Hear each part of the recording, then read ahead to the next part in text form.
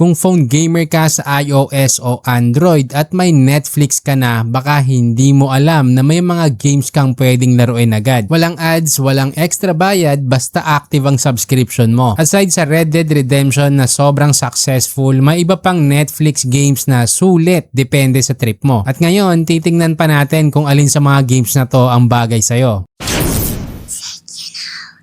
The mouth of this particular cave, you can sometimes pick up frequencies to stations that don't exist.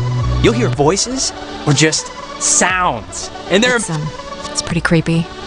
At least I've heard. Unahin natin sa game na hindi minamadali ang player at kwento talaga ang focus. Ang Oxenfree ay isang story-based game na umiikot sa dialogue at choices. Ang overview ng kwento, ikaw si Alex, isang teenager na pumunta sa isang lumang isla kasama ang mga kaibigan. Tapos biglang nauwi sa kakaibang experience na may multo at misteryo. Dito habang naglalaro ka, ikaw yung pumipili ng mga sasabihin mo. At yung mga choices na yon may epekto sa takbo ng kwento at sa relationship ng mga characters. Simple lang ang gameplay, maglalakad ka, mag-e-explore, makikinig sa usapan at pipili ng dialogue. Walang combat at walang habulan, so relax lang yung pacing. May radio mechanic din na ginagamit para makipag-communicate sa supernatural. Kaya kahit hindi mabilis yung laro, may tension pa rin. Pagdating naman sa graphics, simple lang yung itsura, dark yung tone, konti ang effects, kaya focus talaga sa kwento. Anong gustuhan ko dito, hindi siya magulo sa screen at hindi din nakakapagod sa mata kahit tumagal kang maglaro. May 4.1 rating ito at lampas 1 million downloads. Kaya malinaw na marami nang nakatry at nagstay sa game. So kung ikaw yung tipo ng player na mas gusto yung kwento kaysa sa mabilis na gameplay at madalas maglaro bago matulog o during break sa trabaho, bagay sa'yo to bilang casual gamer na gusto ng relax na laro na may story.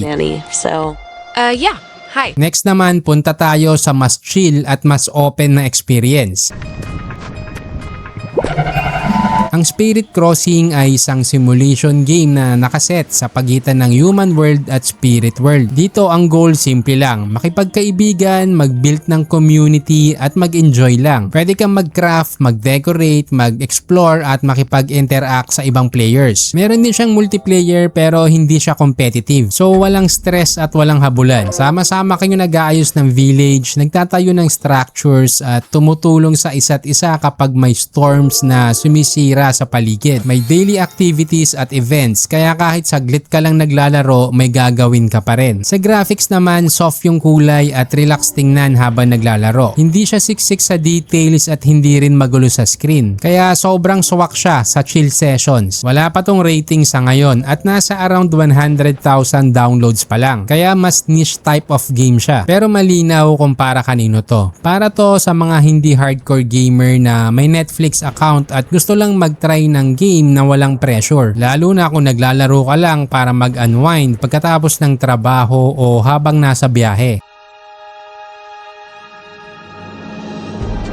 So mula sa chill games, lipat naman tayo sa mas mabilis at mas intense. Ito ang Into the Dead 2 Unleashed, isang action game na endless runner na may shooting. Nasa gitna ka ng zombie apocalypse at kailangan mong tumakbo, bumarel at mag-survive. Tuloy-tuloy ang gameplay kaya timing at mabilis na reaction ang kailangan mo dito. Meron naman din siyang story progression na nahahati sa chapters at stages. Meron din iba't ibang weapons na pwede mong i-unlock at i-upgrade. Iba-iba din yung location tulad ng farms, military bases at snowy areas. Ang nagustuhan ko pa dito ay meron siyang offline campaign mode kaya pwede mo siyang laruin kahit wala kang internet. Sa graphics medyo madilim pero clear naman yung zombies at yung path kaya hindi ka rin malilito habang tumatakbo. Hindi din siya magulo sa screen kaya kahit mabilis ang action madali pa ring sundan sa phone. Sa ngayon meron tong 4.6 rating at higit 1 million downloads kaya siguradong marami ng mobile gamers ang naglalaro nito. Kaya kung mas trip mo yung instant action at sanay ka sa short play sessions, bagay na bagay sa'yo to. Next, punta naman tayo sa paborito ng mga lumaki sa arcade games lalo na yung mga batang 90s.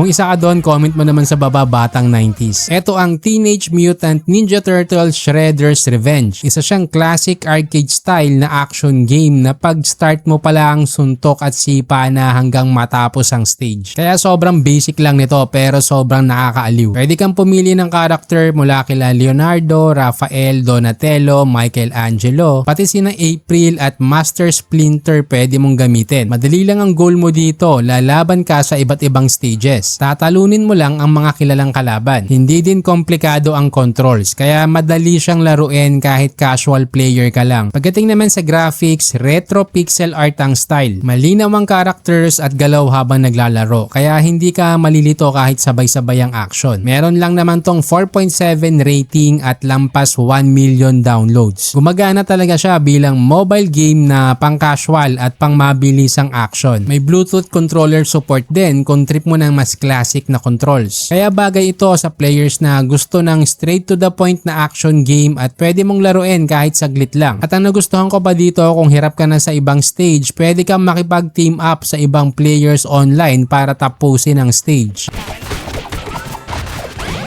At sa panghuli, yung pinakakilalang fighting game sa listahan. Ang Street Fighter 4 ay isang one-on-one fighting game na kilala ng karamihan. Dito pipili ka mula sa 32 characters tulad nila Ryu, Ken, Chun-Li, pati mga dagdag na fighters. May single player modes tulad ng arcade at survival kung gusto mo maglaro mag-isa. Syempre kung gusto mo naman ng medyo competitive, may online multiplayer din kaya pwede kang makipaglaban sa ibang players online. Pwede mong aralin yung moves at combo o gumamit ng assist option kung gusto mo ng mas simple. Sa graphics, 3D yung characters pero naka side view na parang classic 2D fighting game. Maganda din yung animation ng special moves na napaka-importante para sa isang fighting game. Maayos naman ang experience sa phone pero syempre mas okay kung gagamit ka ng controller. May 4.7 rating ito at higit 1 million downloads. Kaya malinaw na marami pa rin naglalaro at bumabalik dito. So kung gusto mo naman ng mas competitive na laro pero ayaw ng sobrang komplikado, pwede kang maglaro ng quick match tapos tigil ulit anytime. Yung parang susundot ka lang pag naka-break sa trabaho. Bago tayo mag-end, mahalagang linawin natin kung para kanino talaga tong Netflix game setup. Hindi ito replacement ng full console o PC gaming. Ibig sabihin, kung sanay ka sa ultra graphics, rank grind o sobrang competitive na environment, baka hindi ito para sa'yo. Pero kung phone gamer ka na gusto lang maglaro anytime, kahit 10 to 30 minutes lang, dito nagiging solid yung value ng Netflix games. Kasi isipin mo to, may mga